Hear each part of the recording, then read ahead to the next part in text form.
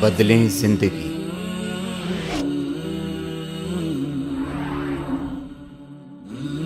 زیتون T V. بسم اللہ الرحمن الرحیم، نحمدہ و نصلی علی رسولہ الکریم، اما بعد۔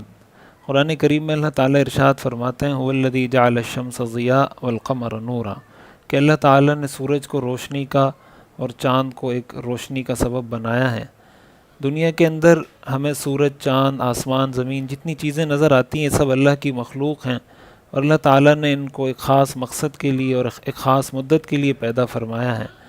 اللہ تعالیٰ وقتاً فوقتاً آسمان و زمین کے اندر، سورج اور چاند کے اندر اپنی قدرت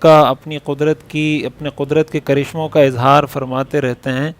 جس سے انسان کو ایک طرح سے تنبیہ مقصود ہوتی ہے، ایک درس اور ایک پیغام دینا مقصود ہوتا ہے کہ جو انسان اپنی غفلت کی زندگی میں، دنیا کی زندگی میں مگن اور مصروف ہے، کہ وہ اس سے کچھ وقت نکال کر اللہ کی طرف متوجہ ہو۔ کل کراچی کے اندر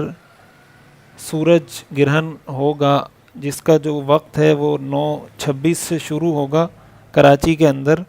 اور 10:59 پر اس کا پیک ہوگا کراچی میں، اور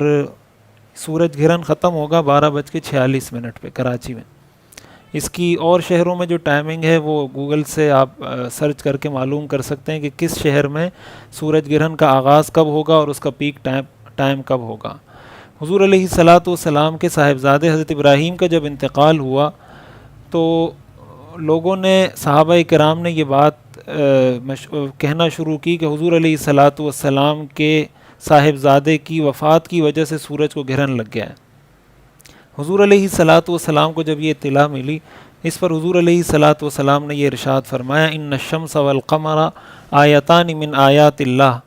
کہ سورج اور چاند اللہ کی نشانیوں میں سے ایک نشانی ہے، یخوف اللہ بہما عبادہ، اللہ اس کے ذریعے اپنے بندوں کو ڈراتا ہے، وَإِنَّهُمَا لَا يَنْكَسِفَانِ لِمَوْتِ أَحَدٍ مِّنَ النَّاسِ، یہ دنیا کے کسی بھی انسان کے مرنے کی وجہ سے کبھی بھی سورج یا چاند کو گرہن نہیں لگتا۔ فَإِذَا رَأَيْتُم مِّنْهَا شَيْئًا، اگر تمہیں سورج گرہن یا چاند گرہن کا سامنا ہو، فَصَلُّوا، تو نماز پڑھو، وَادْعُوا، اور دعا کرو، حَتَّى يَنْكَشِفَ مَا بِكُمْ، یہاں تک کہ جو گرہن لگا ہے سورج کو یا چاند کو وہ گرہن ختم ہو جائے۔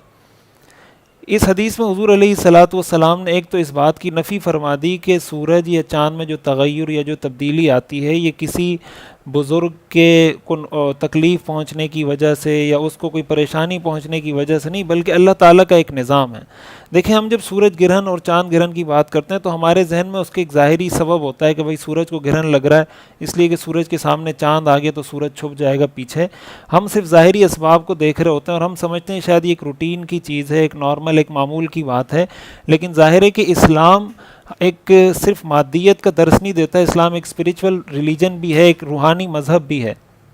ہماری یہ بھی ذمہ داری بنتی ہے کہ ہم اس چیز کو بھی محسوس کریں کہ اللہ تعالیٰ یہ سب کچھ، یہ نظام اللہ کا بنایا ہوا ہے۔ سورج کے ذریعے اگر روشنی ہمیں حاصل ہو رہی ہے تو سورج اٹ سیلف ہمیں روشنی نہیں دے رہا، یہ اللہ کے حکم سے ہمیں روشنی دے رہا ہے۔ قرآن کریم میں آتا ہے اذا الشمس کورت واذا النجوم انکدرت، جب اللہ تعالیٰ چاہیں گے سورج کو بے نور کر دیں گے، ستارے سارے ٹوٹ کے گر جائیں گے۔ یہ اللہ کے حکم سے ہمیں روشنی دے رہے ہیں، ہمیں فائدہ پہنچا رہے ہیں۔ جب سورج گرہن ہو، چاند گرہن ہو، کبھی زلزلہ آئے، کبھی کوئی ایسا مسئلہ ہو، تو صرف اس کو ظاہری اسباب کی حد تک محدود رکھے کہ یار یہ اس وجہ سے ہوا ہے، زلزلہ اس وجہ سے آیا کہ زمین کی پلیٹیں ہل گئی، سورج گرہن اس وجہ سے ہوا کہ چاند اس کے سامنے آ گیا، یہ تو ظاہری سبب ہیں، لیکن اس کے ذریعے اللہ ہمیں میسج اور پیغام کیا دینا چاہتے ہیں اس کی طرف ہماری توجہ ہونی چاہیے۔ اور وہ پیغام اور وہ جو ہمیں ملتا ہے، حضور علیہ السلام کے زمانے میں جب سورج گرہن ہوا، حدیث میں آتا ہے حضور علیہ السلام مسجد کی طرف تشریف لے کر گئے، صحابہ کو آپ نے باجماعت نماز پڑھائی، آپ نے بہت طویل لمبی قرات کی، طویل رکوع کیے، طویل سجدے کیے،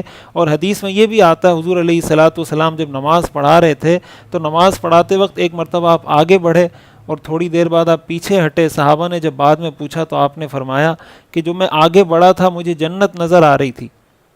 اور مجھے جنت کے میوے نظر آ رہے تھے، جنت کے پھل نظر آ رہے تھے، تو میں اس کو لینے کے لیے لپکا، اور جو میں پیچھے ہٹا مجھے جہنم کے شعلے اللہ تعالیٰ نے دکھائے اس نماز کے دوران، جس کی وجہ سے میں پیچھے ہٹا کہ خدا نخواستہ یہ شعلے کہیں مجھے نہ پہنچ جائیں۔ حضور علیہ الصلاۃ والسلام کو اللہ تعالیٰ نے یہ سب مناظر دکھائے۔ اس کے بعد حضور علیہ الصلاۃ والسلام نے اپنے خطبے میں یہ بھی ارشاد فرمایا کہ اللہ تعالیٰ بہت غیرت مند ہیں، اللہ تعالیٰ اپنے بندوں میں کبھی فحاشی اور یعنی زنا کو برداشت نہیں کرتے۔ ایک تو اس سورج گرہن کے موقع پر جو مسنون عمل ہے وہ باجماعت کوشش کی جائے کہ باجماعت صلاۃ الکسوف یا نماز کسوف ادا کی جائے، اور اس کا جو بہترین وقت ہے وہ جو پیک ٹائم ہے، جو کراچی میں جیسے میں نے عرض کیا کہ 10:59 پہ اس کا پیک ٹائم ہے، تو اس سے 15 منٹ پہلے اور 15 منٹ بعد یہ جو آدھے گھنٹے کا وقت ہے اس کے اندر صلاۃ الکسوف ادا کر دی جائے۔ بہتر تو یہ کہ جب سے شروع ہو رہا ہے جب تک ختم ہو رہا ہے اس وقت تک نماز پڑھی جائے، لیکن ظاہر ہے کہ ہر آدمی عوام میں سے اتنی دیر تک نماز نہیں پڑھ سکتا، لوگوں کے مختلف عوارض ہوتے ہیں، کوئی بیمار ہوتا ہے، کسی کو کیا مسئلہ ہوتا ہے، تو اگر یہ آدھا گھنٹہ بھی مختص کر لیا جائے تو اللہ تعالیٰ کی ذات سے امید ہے کہ اللہ تعالیٰ ہمیں اس کے برے اثرات سے اللہ تعالیٰ ہمیں محفوظ فرمائیں گے۔ اسی کے ساتھ ساتھ سورج گرہن کے موقع پر جو مسنون اعمال ہیں، صحیح بخاری کی حدیث میں حضور علیہ الصلاۃ والسلام نے ارشاد فرمایا جب سورج گرہن ہو تو اللہ سے دعا کرو۔ حدیث شریف میں آتا ہے الدعاء ينفع مما نزل ومما لم ينزل، دعا اس مصیبت میں بھی فائدہ دیتی ہے جو آ چکی ہے، اور اس مصیبت سے بھی فائدہ پہنچاتی ہے جو ابھی تک نہیں آئی اور آنی ہے۔ یعنی اگر مستقبل میں کوئی مصیبت کسی کی قسمت میں لکھی ہے، انسان دعا کرتا ہے اللہ تعالیٰ اس مصیبت کو بھی ٹال دیتا ہے۔ دعاؤں کا اہتمام کیا جائے۔ اسی کے ساتھ ساتھ حضور علیہ الصلاۃ والسلام نے فرمایا وَكَبِّرُوا، تکبیر، اللہ کی بڑائی بیان کرو، اللہ اکبر لا الہ الا اللہ واللہ اکبر، اس کا ورد کریں۔ وَصَلُّوا، اسی طرح حضور نے فرمایا نماز پڑھیں۔ وَتَصَدَّقُوا، آپ نے فرمایا صدقہ دیں، اور ایک روایت میں آتا ہے فَافْزَعُوا إِلَىٰ ذِكْرِ اللَّهِ وَدُعَائِهِ وَإِسْتِغْفَارِهِ، کہ ایسے موقع پر اللہ کا ذکر کرو، اللہ سے دعا مانگو اور استغفار کرو۔ یہ سارے وہ اعمال ہیں جو سورج گرہن کے وقت مسنون ہیں، حضور علیہ الصلاۃ والسلام سے ثابت ہیں۔ ایک تو ہمیں اس چیز کا اہتمام کرنا ہے کہ سورج گرہن کے موقع پر جتنی دیر نماز پڑھ سکتے ہیں نماز پڑھ لیں، جب نماز نہیں پڑھ سکتے تو ذکر کر لیں، اللہ اکبر کا ذکر کر لیں، اسی کے ساتھ ساتھ استغفر اللہ کا ذکر کر لیں، کچھ صدقہ دے دیں، جو ہم سے نیکی کا کام ہو سکتا ہے وہ نیکی کا کام کریں۔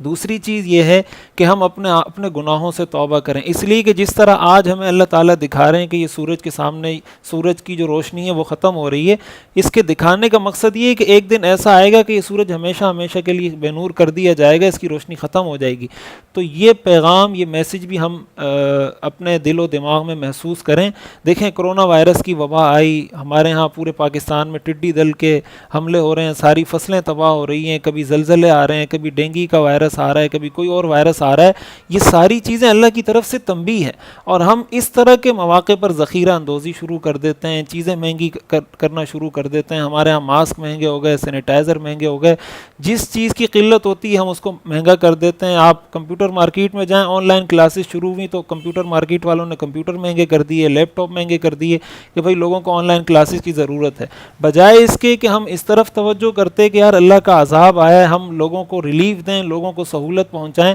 تاکہ اس کی برکت سے ہم سے یہ عذاب ٹل جائے، اپنے گناہوں سے توبہ کریں۔ ہم مزید گناہوں میں دھستے چلے جاتے ہیں۔ اللہ تعالیٰ کی اس نشانی سے اگر کوئی سبق حاصل نہیں کرتا، پھر جب اللہ کا عذاب آتا ہے پھر انسان کو توبہ اور استغفار کا موقع بھی نہیں ملتا۔ اس لیے ایک تو نماز کا اہتمام، دعاؤں کا اہتمام، استغفار کا اہتمام، صدقے کا اہتمام، ذکر کا اہتمام کیا جائے،